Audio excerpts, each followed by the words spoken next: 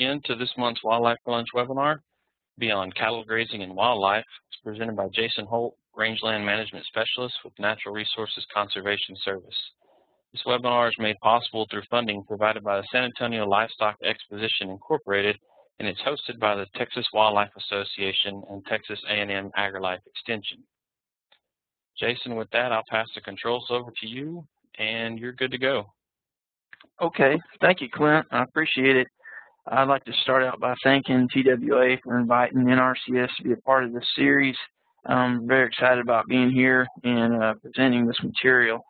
Today, what I'd like to do is present a pretty broad spectrum of scenarios where grazing might be a good fit, maybe some where it would be much more challenging to apply, but I want to cover a wide array of situations. I'll be careful not to hand out any real specific prescriptions because we know how diverse our state is, and even further, how things can change right at the fence line. And as many of us say, no two ranches are the same.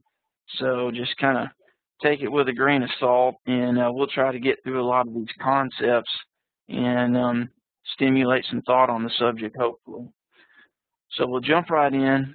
And the first question will be, why would you want to graze? You know, in this industry, we hear a lot about wildlife-oriented folks buying properties and not grazing. And so you hear a lot about that. And, you know, if we're going to talk about, well, what is the argument for having grazing there, we can think back to Aldo Leopold and his 5 tools: the axe, the cow, plow, fire, and the gun. And those being the tools that can destroy wildlife habitat and also create it. The special thing about the grazing animal is that given space, given forage, and plenty of water, she can work on her own while you're not out there. While you think about the other things, the axe, the plow, fire, and the gun, you have to be there 24/7 to implement those. And with the cow, she can do a lot of work for you, properly managed. It can be a powerful tool. You know, both ways. You know, it can help you or it can hurt you depending on how it's applied, and we'll talk a lot about that today. So let's take this situation right here. I would say this is prime for, you know, grazing to be used as a tool. When we get into country that is in, you know, the range folks are guilty of saying really good shape, and this might be in really good shape for certain species of wildlife and not so good shape for other species. But as we move up the chain of plants establishing, sometimes we can get in these grassland situations where the plant community is very simple, and we have you know, just a few species of plants, not that much diversity, and the same structure over and over again out there. And whereas if we're able to increase the plant species diversity out here and manipulate the plant structure in a habitat like this, we might have more species of wildlife out there. It might be a more valuable habitat. So grazing could fit very well in a situation like that. The main thing in here is cows are really good at using grass, and if we have excess amounts of grass, cattle grazing can fit really well there. The next thing is nutrient cycling, and this is a little bit more of a holistic type approach. In the absence of grazing out there, if you think about the way plants break down, it's more of a chemical type process where they oxidize, and it's a slow process because they have to grow, they have to get old, they have to fall apart, hit the ground at some point. There's not a lot of plant-soil contact there to get the microbes on those plants and break them down to organic material and nutrients. And whereas if we came in with a grazing animal, we can speed up that process. First of all, on those plants by trampling some parts of those plants and getting some contact between the plant and the soil to where those microbes can get a hold of it. And then when those plants are also harvested by the grazing animal, they go through the digestive tract, come out the back as manure, and the dung beetle, something we don't talk about a whole lot, can work to take that manure, roll it in a ball, then put it below the ground where the microbes can get to it. We can really speed up that process of nutrient cycling out there if you have some grazing in that environment. And so you have to think about all things working together there, from the insects to the grazing animals to the plants, And really the soil is what we're talking about there. If we can get healthy levels of organic matter and good nutrient cycling going on there, we can grow more plants in a wider array of them. And so, you know, we have a big opportunity there to create habitat. Okay, so why not graze? What's the other side of the coin? You know, a lot of times I think about grazing kind of like a sledgehammer. You know, my dad was I'd like to think, a really good mechanic. He's the kind of guy, you know, if he couldn't fix something, you didn't want it. You know, you didn't want it passed on to you. And I think about the times when he'd pull out a 4-pound hammer. And in his hands, you know, used well, it might be the perfect tool. In the wrong hands, you could mess up a lot and hurry. And so I think of grazing in a similar type fashion. And so, you know, grazing's got a bad rap over the years because there's lots and lots of acres throughout the U.S. and other places in the world where the land has been overgrazed and overused. And the problem with that is we can lead to excess amounts of bare ground, increased runoff, soil erosion, overall poor water cycle, reduced ability to grow plants. You know, you can go on and on with that. So, you know, there's a lot of caution involved with a lot of people who have seen this or may have had some property that they bought that has been grazed and they're trying to restore it, where they're trying to deal with these types of situations. And so there's a lot of resistance out to it. So it's important for us to recognize the situations where grazing can fit good and where there's an opportunity. You know, in terms of, we talked about kind of the overall land water cycle there, nutrient cycling, that kind of thing. But in terms of grazing and wildlife interactions, this is a shot from close to the Brazos River here outside of Hearn. And this pasture, you know, I'm only showing you the riparian corridor here. About 90% of this pasture is open field, and this is all the impacts from cattle out there. And so in this habitat, those brow plants are an extremely valuable resource in terms of food, but also in terms of cover. If we had foliage lower on the plant out there, we might have more screening cover where wildlife might use these corridors a little more. So those riparian areas and those wooded areas that might be highly preferred by livestock are especially sensitive. So they would require additional attention in terms of grazing management to keep those in good shape and make sure that they're providing the habitat needs that we're after. The next question is, what kind of habitat do you have? And a lot of times I like to think of, you know, wildlife and grazing animals all in the same category, and I'll look at this picture and say, is this good cow habitat? And I would say no. We've got lots of slope here, lots of angular rock cover, lots of cedar here, and very, very little grass in here. So a lot of the needs of a cow are not met here, where this, you know, for some bird species or other things, this might be really good habitat for them, but this, in this current state, would not be good cow habitat. So it's important to recognize on the property that you manage where you have the opportunities and what type of country might be best left to other uses.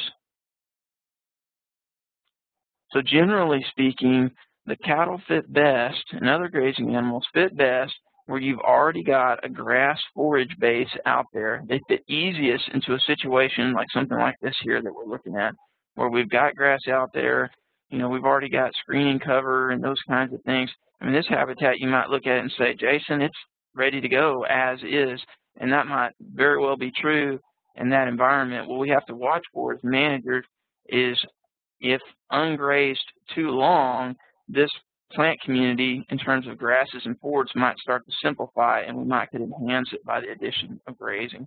So it's a real balancing act on where to fit grazing in. So some other considerations if you're thinking about grazing or changing what you're doing on your property, a lot of them are human, and I would count these on the left-hand side here: time, distance, and training as human considerations. From a time standpoint, do you live on the ranch, or do you have somebody working for you, or is the ranch 3 or 4 hours from your home and you have a job in town? You know, how much time do you have to put into it? It depends on how fancy you can get with using grazing. Distance rolls right into that. Training is another thing. If you have been around a very traditional livestock operation where it's just been continuously grazed, the cattle are put out in the pasture and they're only gathered, say, twice a year, and that's the end of it, that might work well for someone with a certain set of goals. But if you're looking to do some different things with grazing, if you get to looking, there really are a lot of opportunities out there to look at advanced type grazing techniques, and I would encourage y'all to pursue those if you're interested in that. So, you know, it's really up to you as to how deep you want to dig to get that training. And then finally, infrastructure is a big deal. Fences and water, pens are very important when you're talking about using livestock out there, and being able to do certain things with them. Have them where you need them, when you want them there, and in terms of numbers especially. So I'll get into that a little bit more as we move on. Okay, so now what I'd like to do is go through some basic grazing terms that we're going to use when we talk about actually manipulating habitat. And it's easy for us to throw them all together and not realize that some people may not have been exposed to them. So I want to make sure that we cover them and everyone's on the same page. Okay, the first one would be carrying capacity. And this is an important term. And what we're looking at here, if you look at your blue line, is on the graph here, is I'm describing warm season grass growth in most parts of the state. Depending on rainfall, this curve can be highly variable as to when we grow our grass. But generally, we'll get a big slug of grass growth to occur in the spring and early summer, and then July and August maybe slow down if it gets hot and dry.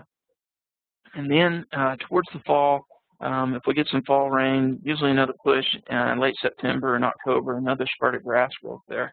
If you're below carrying capacity, simply speaking, you would be stocked below that level, you know, so that there's always green growing grass out there for the animals. Now, there's some more complicated things in terms of this forage carrying over through the year and that sort of thing. But just to keep it simple, we're talking about less animal demand out there than forage supply. And that's an important concept, because if you're above the carrying capacity for the land out there, it's hard for any of these techniques to do any good. Okay, so now stocking rate, we'll define this term as the number of animals on a given amount of land over a certain amount of time.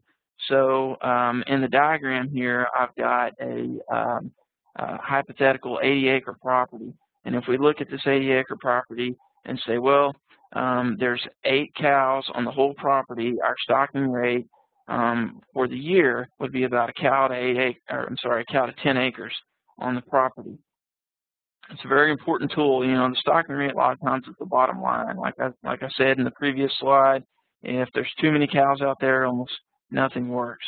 Now, stock density is a little bit different, and we're talking about confining these animals to a smaller area on the same property. A very powerful tool. So talking about how that works, if we said this whole property is 80 acres, we'll estimate that this little section right here, where the cattle are, let me get my controls going, okay, where they are, we'll say that's 20 acres. So I might, if I'm rotating these cattle around in these 3 pastures here, while they're in this 20-acre pasture, I've got 8 cows on 20 acres. So my stock density is 2.5 acres per cow. And so that's really important. This tool can be used to really do some interesting manipulation to those pastures out there when you have the ability to apply it. And so the way it works is when you have this herd confined to a smaller area, they're not as selective about what they graze. And of course, there's various degrees of stock density. So the higher the stock density, the more animals you have in a small area, the less selective they'll be, and the more uniform the graze will be. So this can be a really important manipulation tool. And you know, one way to think about it is if you were going to go grocery shopping for the evening, and I said, okay, go pick what you want to eat. We're going to turn you loose in Walmart and the Super Walmart there, and you've got 2 hours to pick out what you want for supper, and your budget's unlimited. well, you're probably going to come back with ribeyes and the best potatoes and everything to go on them, and who knows what all else, you know, 5-course meal. But if we take 50 people and turn them in the convenience store down there at the gas station and say, you've got a minute and a half to get what you want for lunch, you're probably going to go in there and grab the first bag of chips you can find and get out of there. And you may not even look at the date on it. And so that's kind of what we're doing with these animals when you talk about stock density and manipulating habitat. When you put a bunch of them in a small area, we get use on plants that may not be that palatable or that preferred, or sometimes on some forbs or some weeds that might be used, and we might be able to stimulate some growth or manipulate some of the habitat structure out there with stock density. So we'll talk a little bit more on that later. Okay, so rotational grazing, I'm just going to broadly define that as moving a herd through several pastures. And you know, there's a lot of different connotations that go with rotational grazings, but I'm gonna just say, you know, to explain this, imagine you have this hypothetical property here with pasture A, B, let's see, C and D are together, E and F, and let's say that you take the cattle on this property and you put them into one herd and they're in pasture A, and so they would be in that pasture for a while, and then they would move to pasture B, and then move to pasture C and D together, and then to pasture E, so on and so forth. So you'd be rotating that one herd around, and that way you're allowing for some rest in the other pastures while the cattle aren't there. And that's really all we're talking about doing. We're talking about rotating. There's numerous systems out there and techniques and styles of rotational grazing, but that's what we're talking about. Okay, so right hand in hand with rotational grazing is rest period. So again, I've got another hypothetical situation down here with 3 pastures, 1, 2, 3, and I'm using the green to denote when the cattle will be in the pasture. So this might be a sort of a situation where, say, the ranch is out of town and you can't get there that often. You only have 3 pastures, so you might have the herd in pasture 1, you might leave them in there for 2 months at a time. And then you rotate the herd to pasture 2, say in March. And so if you went by that same schedule according to the calendar, you wouldn't come back to pasture 1 until July. The key is you don't want to come back to that pasture until the plants have fully recovered from grazing. That's what you're shooting for. So if we looked at pasture 1 here and looked at this plan, I could see, okay, well, we've got a rest period of 4 months, and over the course of the whole year, that pasture is getting a total of 8 months of rest there, which is huge. You know, I can't tell you how many places you go on and none of the pastures get any rest ever. And so a lot of times that plant community that could grow there is suppressed because of that constant grazing pressure. So having a plan and showing where you are with the herd and when those pastures are rested is key. And a lot of times we'll say plan it out on paper, but you want to be flexible when you're planning this and you know, move those cattle when the plants need them to be moved and not necessarily according to the schedule on the calendar. Talk a little bit more about that later. Okay, another term, succession. Now, depending on where you're at in the state, this might be a good diagram for somewhere like eastern Texas. If we go in there and clear the ground off to bare ground, we're talking about what plants tend to come in there and replace each other. And so a lot of times you'll start out with annual plants, then you'll move to perennial plants and grasses, then you might get the shrubs and the trees and eventually hardwoods, depending on where you're at. Now, if you're in the rolling plains, your succession might stop, say, right about here if there's no fire, and it might have, you know, it might be a grassland with scattered mesquite and red-berried juniper. It just depends on where you're at. If you're in the high plains, you know, it might stop here in a grassland state. But the point I want to make here is that for every habitat, there's a certain progression of plants that want to be replaced and that will eventually come into play. And so it's important to recognize what your potential is for the site and where you are at in that progression. Now, talking about competition. In that same situation I just mentioned, if we clear the ground, nature's going to want to put a plant there. And which plant that grows there is going to depend on which species has the competitive advantage. We said that the first thing to come in usually after we clear the ground is annual plants, and that's usually because we have hard seed that's persistent. Seed bank out there, they germinate easily, they grow quickly and produce more seed, and so they're readily available. So we might have something like, say, these annual weeds come in, and then eventually grasses and, half shrubs and shrubs, those sorts of things start to come in the situation. So there's always competition going on out there. So in this habitat, if we say, okay, we're going to put cattle out in this treated area, and cattle select for grass, like these grass plants out in here. If that grazing pressure is heavy enough, we might suppress the grass and grow more weeds and more shrubs out there. So if we say, well, we're trying to create more of a grassland type structure, we might look at not having cattle out there, giving the advantage to the grass, and then maybe having to do something out here for the brush to keep it in check and give the competitive advantage to the grass, like, say, putting an animal out there that doesn't eat much grass and eats more of the woody plants and forbs, like possibly sheep or goats, something along those lines. But it's important to recognize that competition out there. And if we can tilt the scales one way or the other with grazing or another tool, then sometimes we can release certain plants or select for certain types of habitat that we're trying to maintain out there. Okay, so now let's get into actually applying this. So the first direction I want to go with this is grazing for habitat enhancement. And by habitat enhancement, what I'm saying there is that let's assume that we already have a forage base to start with. And so this would be, I would say the majority of places have some sort of forage base out there already, and we're just trying to pick what we can do to manipulate these habitats. So in this situation, I would say this sure looks like it is a grazed scenario out there. And if we did not have grazing, what a concern might be is this looks like a little blue stem, and these are plants that have not been grazed. If this place did not have grazing on it, this habitat might cover up and all these this old growth little blue stem here, which might not meet our habitat goals if we have too much of it. And so as it is right now, we've got some plants, maybe these have been selectively grazed. This is where the cattle have been. The cattle were in this pasture at a density light enough so that some plants were grazed and these were not grazed. And so we've created some interesting structure out here.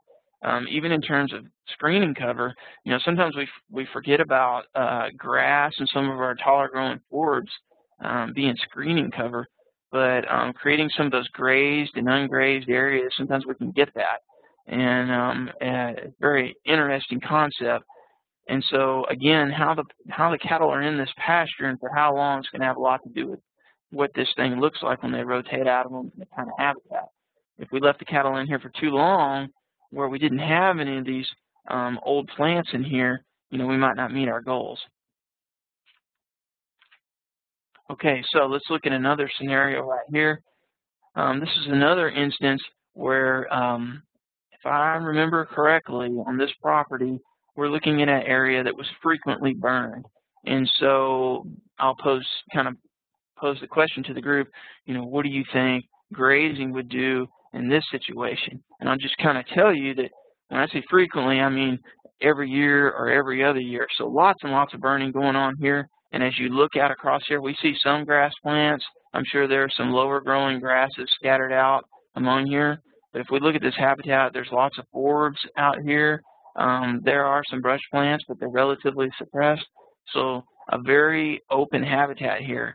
So if I walked on this place tomorrow and the gentleman told me that I wanted to create a habitat that had, equal amounts of grass, forbs, bare ground, and some woody cover, I might say back off on the burning and not graze even initially and let some of this grass grow up and establish and express itself a little bit more. And then think about coming in possibly seasonally or maybe with a light stocking rate so that we don't tip the scales in favor of the forbs, weeds, and brush out there. And so that's how I might, address that habitat to meet that goal. Now this is a little bit different situation, thinking about how could grazing be used in this habitat. Being in South Texas for the last 10 years, this is one I'm having a hard time wrapping my mind around here. But some of you might be catching on that water is the driver of disturbance in this situation here. So this is in a floodplain, and the thing about these floodplains or other riparian areas, like we kind of mentioned, they can be highly preferred by cattle. From a shade standpoint, from some of the palatable browse plants, some of the palatable grasses that are down in there. But a lot of these habitats are very sensitive and don't really produce a ton of forage if they're frequently flooded. Just depends on what kind of shape and how much canopy cover, how much shade there is on the ground. And so a habitat like this might need very limited grazing in it. And fact of the matter is, it might not need any grazing, depending on what that flooding regime is down there.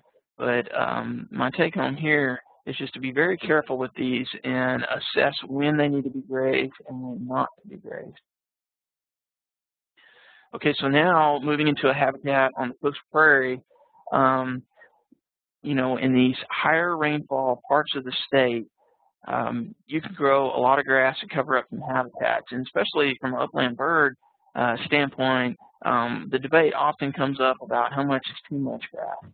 And so what you see a lot of these guys do over here, in some instances, is more of a constant grazing pressure, but at a light stock density, so that you create this patchiness of the habitat.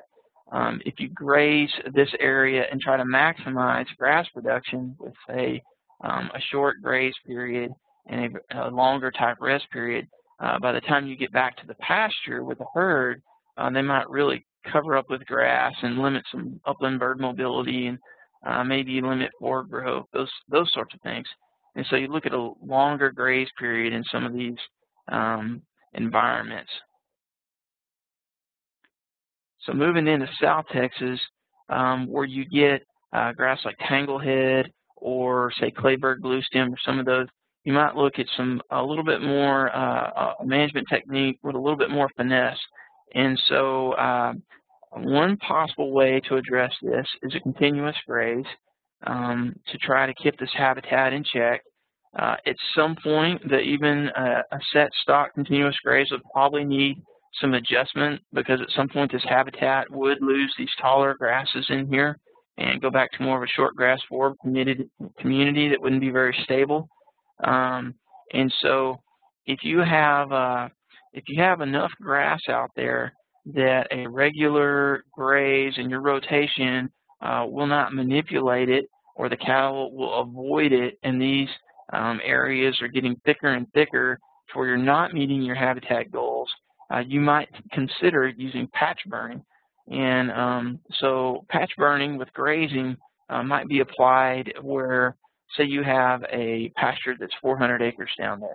If you burn the whole 400 acres and turn in a herd cows and you have good soil moisture, the grass is probably going to come roaring back, and the cattle's impact on that grass will be rather limited.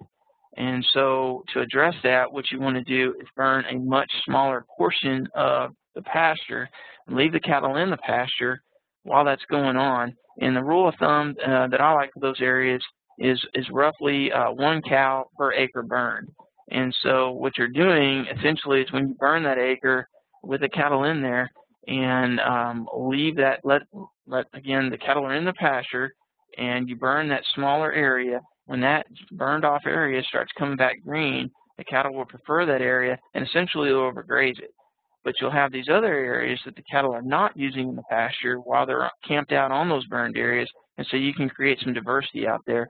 And I've seen some of the resource management folks down there and some of the ranchers down there apply that technique rather well, and change some of those tanglehead dominated areas to more of a diverse mid-grass, short-grass kind of community, really nice wildlife habitat. And, you know, there's still some scattered tanglehead in the pastures, but just takes a good observation on when to burn it, when not to burn it, and to graze it. But something to consider, the patch burn grazing in that instance. So when you're working up your plan on your property, it's important to create a budget of how many acres and of what habitat type you have. Both of these pictures are taken from the same ranch. The picture on the bottom right here would be a habitat that doesn't have a lot of potential for grazing in its current state. So we start talking about grazable acres. So when we're figuring out how we're going to stock the place to manipulate some of those habitats that do have a lot of grass, I wouldn't even count these acres that look like this towards my stocking rate. Whereas the acres up here with the pair of bobwhites, those acres I would count towards the stocking rate. And so it's a lot like working up, you know, a budget in a financial plan. You're figuring out how many acres do you have that are producing and how much they are producing, and work off of those acres. Okay, so working up the plan here and talking about how we'd apply this. So in this hypothetical scenario, we've got 5 pastures here. And if they were the same size, obviously they're not, but if they were the same size and you said, well, I've got 5 graze periods per year, then that would come out to about 73 days of grazing per pasture. And so that leaves you with about 9.5 months of rest. But the way you would apply that is, say, again, you start in this pasture here, and you might be able to stay in that pasture, you know, maybe not even the full 73 days at one time. You might stay in there 30 days and then go to this pasture and be in there 20 days. And then you might be able to take all your 73 days in here to make it look the way you want. But when you get down to this pasture, you may only stay in it a week. Now, talking about planning and infrastructure and that sort of thing, if you were to have some cross fences in here, or a way to to manage those cattle and keep them in an area where you want them to be longer, a pasture like this is a prime example. Those cattle might prefer to be in these woods over here because it's in the summertime, it's shaded, it's cooler, there might be some better grasses in there and that sort of thing that they prefer, and you might get very light use on this if this were, say, in an old world blue stem in some of these open areas. So a fence right here could really help you out with your ability to manage this open country. By the same token, you know, you might be able to protect these wooded areas and create, you know, more of a browse base, or if there's a riparian area in here, be able to manage that. So these fences can really help you out. And so if you look at now in this situation, we've got 11 pastures. If they were equal, again, going out on a limb there, you'd have about 33 days of grazing per pasture. And so, you know, the way you could apply that is faster growth, faster moves, slower grass growth, slower moves, and make that work for you. But if you think about that, 33 days of grazing per pasture, that's 11 months of rest there. Odds are that you're going to have good rain and the plants are going to respond. So if you're going to be conservative with a cattle operation out here and not get in a situation where you run out of grass, I would recommend planning for a longer rest period where you're probably 90% sure that you're going to get rain and you're going to have recovery before the herd gets back around to where you started. So building on that idea of rotational grazing, if you look at these plants here, where we want to be is like the 2 plants on the left. And what we're showing here is no grass growth on the one on the far left and about 50% of the plant used for the one closest to it. And if you look here, the really important thing is below ground. If you look at the root mass there, it's just tremendous on both plants. There's probably as much biomass below the ground as there is above it.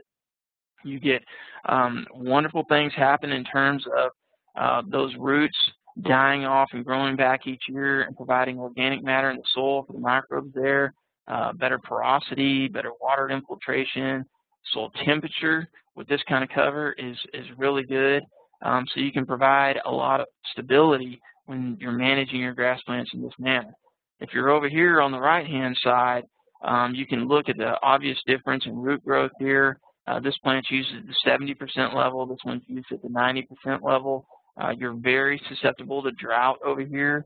And on the left-hand side with these two, much more able to grow a wider array of plants out there if you can keep the soil conditions and the growing conditions more favorable for plant growth.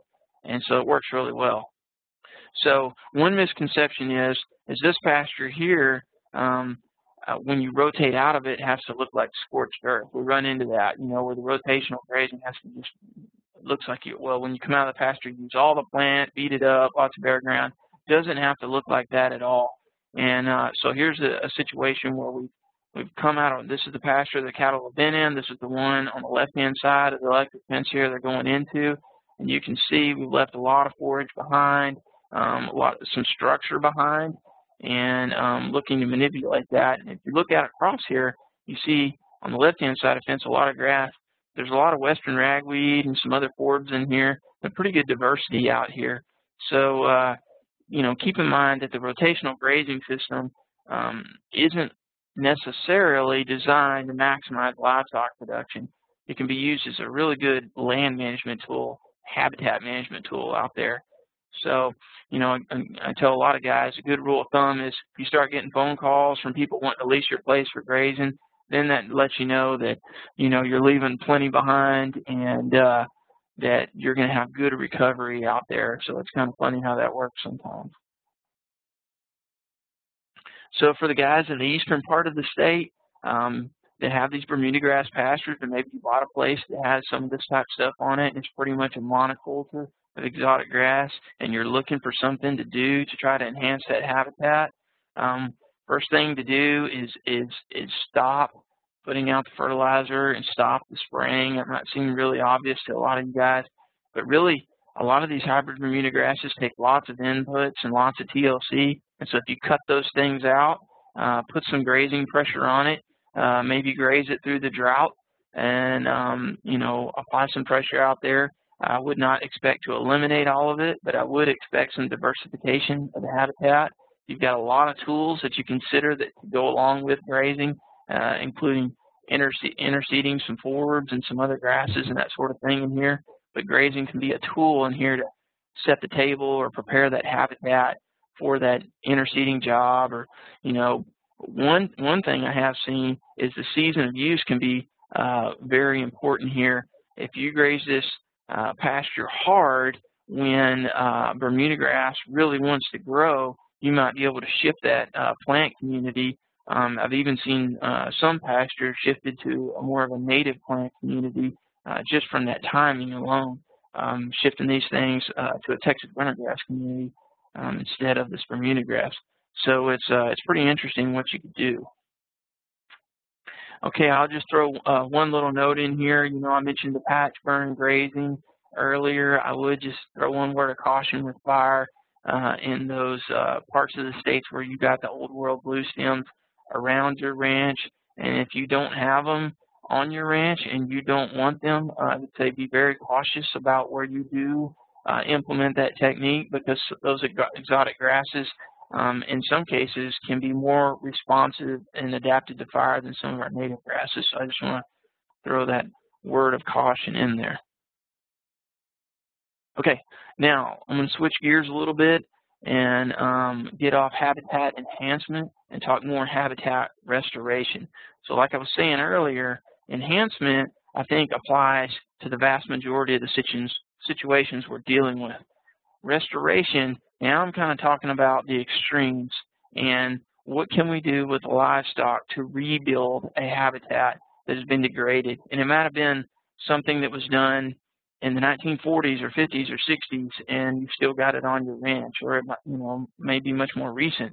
But these are definitely a more difficult type situation to deal with, and so we'll look at the gamut of those briefly here.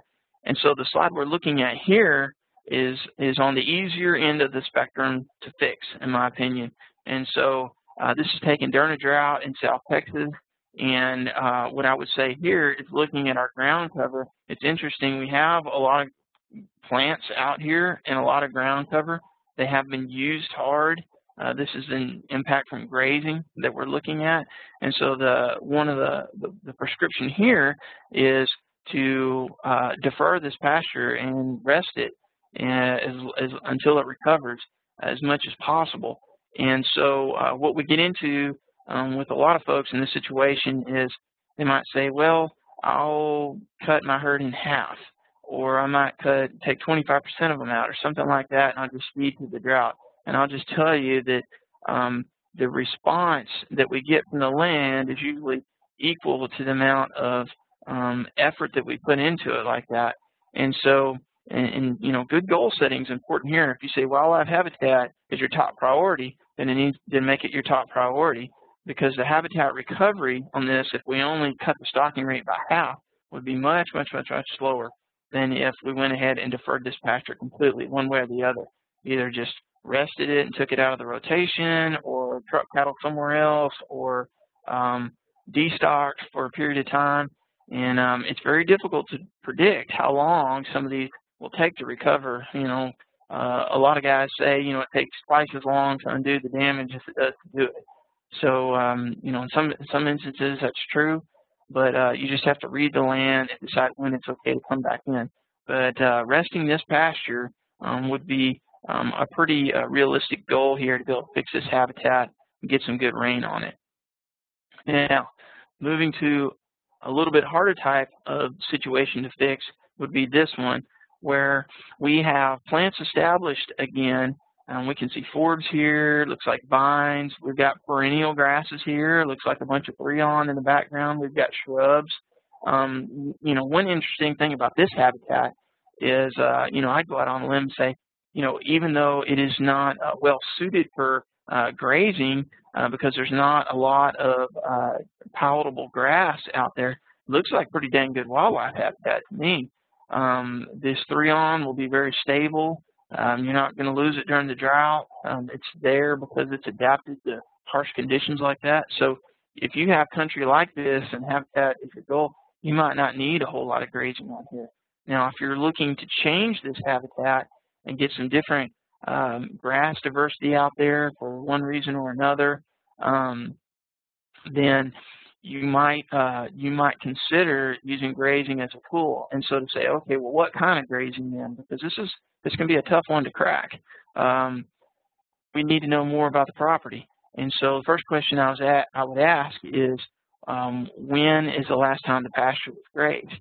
If the cattle are in the pasture right now and the pasture hadn't had any rest in the last 50 years, I would be very optimistic about the potential to recover this from deferment. And so again, rotate the cattle out of the pasture, give that place some rest. For a place that's been grazed year to year, over and over and over again, a full growing season's worth of rest is nothing. But it's always eye-opening and astonishing what the land can really do and how fast it can recover given that rest period. So I would look that route first. Now, if the landowner came and said, Jason, I hadn't had any cattle in here in 15 years, I would say, wow, that's a horse of different color. And so what could we do there? So I would say let's look at all the tools in the toolbox. And if we were to specifically look at grazing, then I think here we would have to consider, to get some change to happen there, what we would call high stock density grazing, to have some impact on that land. If we turn in here at a traditional kind of stocking rate and a traditional kind of stock density where it's a cow to 20 acres, I would not expect anything positive to happen out there on the land. Just the fact that the cattle are there themselves is not enough to change that community. Sometimes you'll hear people say cattle are an essential part of wildlife habitat or wildlife management or grazing animals, let me say that. And to an extent, that can be true, but it just depends. People say, well, that's a catch-all answer, but it does. It's very dependent on the situation. And so I'll talk a little bit more here about high stock density in just a second. So, like we said, there's restoration and then there's restoration. This would be an extreme example of a very stable community with no grass out there, very stable woody plants, not preferred by cattle for sure. And the idea of going in here with livestock and changing and manipulating this community is a very difficult proposition. Now, the folks that would try to tackle something like that with livestock, a lot of where you hear these ideas come from is Africa, with the idea of very high stock densities for a very short period of time. Different classes of livestock can be very important here. Now, let's go and let's take a Texas example where someone says, hey, I'm up to my ears in coyotes and you're telling me I can fix this as cattle. How on earth would I do that? Well, to get into that, what the technique would be is to create a small area where you could have a very high stock density in excess of 50,000 pounds of animals per acre they would probably be there only a day or less. If they were going to be there any substantial amount of time, and even any time at all, for that matter, in this specific scenario, there probably needs to be brought in feed like hay or supplement of some kind, because there's just not a lot for a cow to eat in that situation. And so, and they would have access to water, so you'd be looking at temporary fencing or something like that to make that happen on that small of an area. And, you know, if you have a whole ranch that looks like this, at some point, I would not expect you to be able to do that on a sustained basis. This is something that takes someone pretty much around the clock doing it, total commitment. And so let's talk a little bit more about why something like that might have a chance to work. Like I mentioned in the last slide, the high density grazing guys, for them to get excited about high density, they're talking in excess of 50,000 pounds of live weight animals per acre. What you're looking at in this slide is only 40,000 pounds. To really get hoof action on the soil and manipulate some plants, you really need those animals wadded up tight in there to get something done. In this kind of grazing system here, where it's exotic grass, you're looking at buffalo grass in that slide there, we're not seeing much change in terms of species composition with this sort of stock density, just to kind of give you a little bit of a barometer there. So let's take this habitat right here. We've got mesquite and prickly pear in this habitat, no grass, again, poor cattle habitat, and we say, how on earth could this respond to grazing? And one of the things to keep in mind here is its competition is huge, especially the drier it is, the harder it is for plants to go, the more competition there is for resources. It's hard for something else to establish. Now, following a spray job on this area, where I'll note that not all these plants are dead, but they are stressed by some sort of impact, this is a native grass response from the seed bank that's already out there. Well, no ground disturbance of any kind, but it was important for that stress to be on those plants.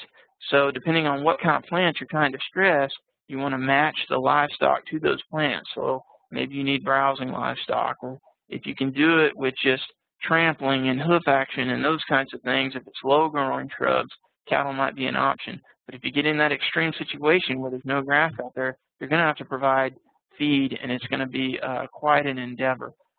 The examples of it working are, I wouldn't say they are widespread by any stretch of the imagination, but they are out there if you get to looking hard enough. Here is a slide to show you what 80,000 pounds per acre looks like.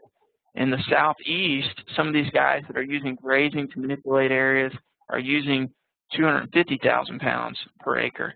And what you're going to see there is that's somebody's job, and they're not doing it 365 days a year, but they might be doing it 5 days a week, and they're moving a very tight herd of cattle on a small area for several times a day, even with temporary fence. And so that's how they're accomplishing something like that. And so we can do some quick math here and look at, if you had 3,000 pounds of forage and you only took 25% of it, you'd have 750 pounds. And you look at how much grass you'd have to use if you only use 750 pounds in a 10-acre paddock that you made with a temporary hot wire, you're looking at 7,500 pounds of forage.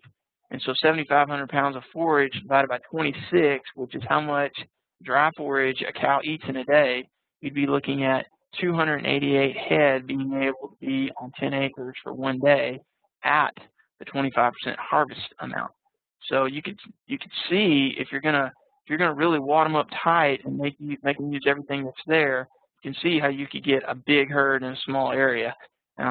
Logistics here are huge. I just want to present it and let you guys know that it's out there. Again, it's not something that I have seen somebody attempt in Texas. It's more anecdotal type animal impact that we see here. But there's a lot of information out there about it if you want to look into it. So here's what we're trying to create. If there's no grass out there, is this chipping on the surface and this impact. Someone might say, well, why don't I just go plow it with a root plow or something like that? We've seen that work too. Speaking from experience in South Texas, the advantage to just the chipping is that you don't turn the soil as much. And the plow doesn't do that as much, but during the raking process and that, you can get more of the mixing of the soil. But if you just chip the crust and leave the rest of this stuff intact out here, there's some advantages from a soil health standpoint. But when you get in these drier parts of the state, if you don't get rain on this at the right time, you might not get the response. So I would go out on a limb and say this high stock density stuff for restoration is pretty risky, and you might not be any fault of your own, but it might not work the first time you try it. And so it's just a very significant endeavor if you want to try something like that. So just to sum up on restoration, up here on the left hand, we can do a lot of work with realistic expectations of success on the left-hand side here. If we get down in this situation where forage is very limited, we have to be very, very careful. So proceed only with caution, lots of creativity, commitment, know exactly what you're trying to accomplish out there. And I would even throw in, have an exit strategy on, maybe only try this on a small area or one pasture, and have some other pastures or properties where you can go with a livestock in case things aren't working out and those animals start losing a lot of weight. So to kind of sum up on everything, the ground we've covered here, the first principle I'd like to bring up is to take care of the land. The stocking rate must either fluctuate or be set for the worst case scenario. And so just think about that in terms of your personal planning or where you want to be and how much you want to have to adjust those livestock numbers. A lot of times, if you are stocked in a very conservative level, there'll be times when you end up with too much grass, but that's a problem that's pretty easy to remedy. You know, we have lots of options there where the opposite is definitely not the case or pretty limited. The second principle is maximizing two things at once is nearly impossible. So, you know, be careful of the tendency if you're not grazing now and you get into the grazing deal, to remember what your top priority is. If it's wildlife, there may be times where it doesn't make sense for cattle to be on the property to meet your wildlife goals, and vice versa. So just kind of keep that in mind. I think realistic planning is the number one thing. You know, be wary of when you buy a new property or somewhere you haven't been, where you hear about very high stocking rates that it has sustained, or what the neighbors are sustaining on their place. If they're running a cow to 10 acres, you never know how much feed they might be getting, or you know, how poor animal performance they might have had. A lot of times you can mask the impact of the livestock on the land with a lot of feed, where it looks like there is lots and lots of grass out there, but the livestock diet is coming from somewhere else. So just be realistic about what the property can do, and I would recommend starting slow and building the herd and building how aggressive you are with a grazing enterprise very slowly. Okay, and finally, managing is planning and implementing and evaluating, planning and implementing and evaluating over and over again. I like to say that all great plans or management plans have one thing in common, and that's that they're always revised. The planning is so key, especially once you decide the route you're going to take on your property, to see what the impact is on the land, be flexible, and be willing to adjust. A management system or a grazing system is really just a style of how you want to do it out there. Like a good friend of mine says, you still have to ranch, and you can mark out ranch and put the word manage in. It's really important to reevaluate that plan as you go. So to sum up, I'd really like to thank everyone for their time, and I'd like to thank TWA for this opportunity to present the material. I really appreciate the efforts TWA makes to engage our youth, promote general education out there, and promote hunting. I'm really amazed at how much more common wildlife management conversations are these days compared to when I was growing up. It seemed like, you know, in conversations we'd have, everyone would talk about what part of the state the big deer are in, and now we're talking more about how to grow big deer and their habit and what it takes for their habitat. And so that's really exciting. It's been really exciting to be a part of this. And so with that, I'll be happy to turn it over to Clint. If there are any questions, I'll try to answer them. I appreciate it, Jason. So far, we've just had one question come in, so I encourage everybody to think about questions as Jason answers this one, and if you have anything else, just post it down there in the chat window. The question says that the Extension Service office in Llano has an exhibit showing how grasses do better if they're not grazed down too far. With high intensity, short duration, rotational grazing, how much problem do you have with stunning the grasses by grazing it down too short? Okay, let's see, Clint, I should be able to flip through the slides, right? Yes. Okay, let's see if I can go backwards. I'll probably miss it. So I can find it. Oh, there we go. Okay, this slide here is very similar work. And so with a high intensity, short duration grazing system, I'd say there's two problems with, and you know, high intensity, short duration honestly means different things to different people. I'd say a classic example of what high intensity, short duration means is that let me turn my arrow on here, that when you go in the pasture, it's grazed down short like the plants on the right-hand side of the screen, and that a calendar is followed, okay? And so that means that if your planned graze period is 30 days, you stay in that pasture 30 days no matter what the growing conditions are. And if you look at the research that was done, really when, you know, about the time, I would say the time following when Alan Savory and some of those people came over here and started pushing some of these different types of planned systems, that's how they were done. They were on a set schedule, and in many cases, the pastures were grazed down hard.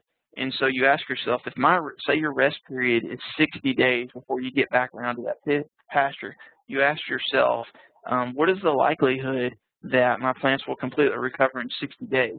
In Jasper, Texas, it might be pretty good. In Laredo, Texas, I'd say, man, that's crazy. You know, except for you know, every once in a while. And so I would plan for a much longer rest period. So in a lot of that research that was done on short duration grazing, to be frank, the grazing system did not work very well at all. And I would say, yes, grass growth was suppressed. More of what we're advocating now is when you're in some sort of a grazing system, again, not grazing it down so short, and rotate more on plant needs instead of a calendar. And so make sure whatever you do, you're not overgrazing those plants, and then also that they have completely recovered by the time you get back around to where you started. And if they have not, then you need to make some sort of adjustment, stocking rate, or something like that. Okay, and I think that plays in well to the next question that came in. When you're using rotational grazing, is it more beneficial to graze pastures at different times of the year from year to year rather than grazing each pasture the same time each year? Yeah, that's a great question. Absolutely more beneficial. And to switch that rotation up each year and not be in the same place every time. You'd be amazed at how you can select for certain plant communities if you're always in pasture 3, say in September and October. That is a big deal. So yeah, you kind of want to take a look at the ranch at the end of the grazing system. Take a look at the ranch at the end of the year, see where the cattle have been, and then formulate your goals for the next year and decide what would be best for your habitat goals. That's a great question. Okay, and I just changed the slide to the rest period slide to show an example of that. Yeah, you wouldn't want to repeat that over and over again. I wouldn't think. You would want to switch it up, and it's not always perfect, to do that. Sometimes you turn into a pasture at the beginning of the year that doesn't look quite like what you want, but in the back of your mind, you have to remember that if the ranch supported, say, 100 head last year on that rotation, eventually, hopefully, the land's going to catch up. And you can create some interesting diversity by doing that as well. You know, those different levels of grazing pressure out there. Okay. Let me get this question up real quick. How can you monitor your cattle that are getting adequate nutrition when you're doing rotational grazing? I worry since they're being forced to eat less desirable vegetation, or our pastures near Wichita Falls. Okay, yeah, that's a great question because you know, a lot of what comes up, they'll say, well, animal performance is best in continuous grazing, and you'll see a drop off in rotational grazing. And so what you have to remember is, of course, the habitat out there and the land. I mean, it's living, breathing, constantly changing kind of thing out there. So in the rotational grazing process, if your pastures are at that lower successional stage where you don't have that palatability initially, you might have a drop-off. But if you are treating them well and have good rest periods and that sort of thing, what you ought to get is some recruitment of some better plants over time so that the nutritional plane is very good in the pasture. And a lot of the cattle's nutritional plane depends on how long they stay in there too. That's something to think about. You know, there's a lot of moving parts to this deal. So, for instance, if I rotate into a big pasture on, say, a big ranch up there, and I'm going to be in there 30 days, the nutrition that those cattle are getting the first week might be much different than they're getting on week 4. And so, some targeted supplementation, you know, with some protein supplement is usually a way to kind of jumpstart that and get those cattle over the hump. But a lot of it is planning that thing out. You know, if growing conditions are good, moving more often can help with the plane of those cattle too. But to watch those cattle, body condition score of the cattle is one way to do it, and that's just a scoring system based on how much flesh and fat that those cattle are carrying over the frame that you can look at. And you can also monitor, you can also take a forage sample and send it in, or a fecal sample, which will tell you what the diet quality is as well. There's a little bit of turnaround time there, but with some experience, the fecal sample technique can be pretty handy as well. And that's you can do that through the Grazing Land Animal Nutrition Lab. Okay, and had another one come in, asks, what are your thoughts about using sheep rather than cattle? Is there too much competition for the same food used by deer? Yeah, you know, that's a great question. You know, let me think about how I would answer that. You know, the first words out of my mouth, it depends. And I don't mean to wiggle out of the question, but the thing is what is the habitat now? What is the state of the land out there? And how are you going to manage those animals? And what are your goals from a nutritional standpoint too for the deer? And so if you have, let's say we've got a sheep operation in Central Texas or West Texas. If those sheep are stocked lightly or moderately, and they are in a rotational system where you have a long rest period and the plants are really healthy, then I think they can be compatible. Will there be some diet overlap? Absolutely. But the question is about how is that land managed? A lot of times, I took 2 sheep outfits and I compared one that was continuously grazed, moderately stocked, I would say that one has a whole lot more impact. You know, I'm go out on a limb and say the habitat quality. There's probably a lot more competition, and if the management hasn't been there to maintain a high-quality habitat, it's a lot more competition where you could try to minimize the competition between sheep and deer if you were in, say, a lightly stocked rotational system where you're increasing the quality of the habitat and the plants that are out there. If you're in that other type of system, there'll still would be some overlap. But it's kind of falls along the same lines of the previous question on animal nutrition. You know, if we go from a place that is in really tough condition, and you start worrying about the body condition of the cattle, if you go from continuous to rotational, If that plant community is increasing in quality and moving up that successional ladder and you're getting those better grasses in there, you can create a plant community that might be way better off than the one you started with, depending on how the livestock are using it. So I hope that makes sense. If not, I'd be happy to follow up on it.